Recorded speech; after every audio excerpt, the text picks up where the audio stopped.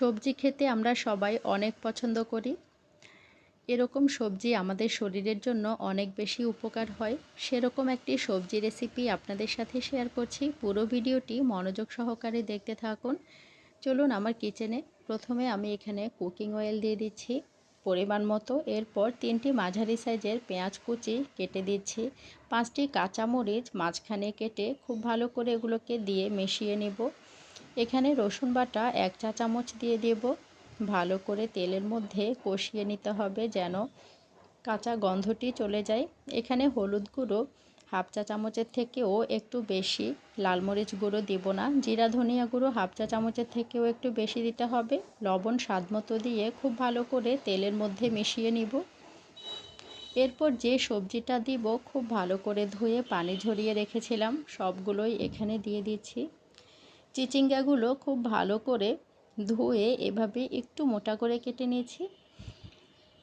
আপনারা চাইলে এটা চিংড়ি মাছ দিয়েও ভেজে নিতে পারেন, খেতে অনেক টেস্টি হয়। এরপর খুব ভালো করে মশলাগুলোর সাথে মিশিয়ে নিতে হবে। এরপর ঢাকনা দিয়ে কিছুক্ষণের জন্য ঢেকে দিচ্ছি। চুলার আঁচটি লোতেই রাখতে হবে যেন ভেতর থেকে খুব ভালো করে কুক হয়ে যায়। এরপর দেখুন স্প্যাচুলা দিয়ে ভালো করে নেড়ে দিতে হবে যেন মশলাটি ভালো করে মিশিয়ে যায়। এভাবে কিছুক্ষণ পর পর বারবার নেড়ে দিতে হবে যেন তলায় এভাবে দাগ লেগে না যায়। দেখুন দাগ লেগে গেলে খেতে কিন্তু একদম ভালো লাগে না, তাই অবশ্যই এভাবেই চুলার আঁচটি লোতে রেখেই ভালো করে ভেজে নিতে হবে। স্প্যাচুলা দিয়ে ভালো করে মিশিয়ে নিব। এখানে কোনো ক্রমে পানি দেওয়া যাবে না, পানি দিলে সবজিটা খেতে একেবারেই ভালো লাগে না।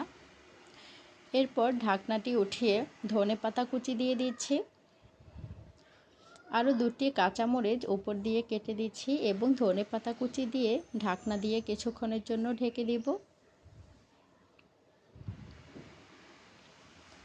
আরও কিছুক্ষণের জন্য ঢাকনা দিয়ে ঢেকে আজকের সবজিটা ঝটপট ভাজি করে ফেললাম। কতটা দেখতে লোভনীয় হয়েছে দেখেই বোঝা যাচ্ছে। এরকম ঝটপট আপনারা সবজি বানিয়ে নিতে পারেন, এগুলো খেতে অনেক টেস্টি হয়। সাথে চিংড়ি মাছ দিলে আরও অনেক মজা লাগে। আজকে এটি চিংড়ি মাছ ছাড়াই করেছি। কেমন হয়েছে অবশ্যই কমেন্টসে জানাতে ভুলবেন না। এ পর্যন্তই আজকে। আল্লাহ হাফেজ। সবাই ভালো থাকবেন। পরবর্তী ভিডিওতে আবার দেখা হবে।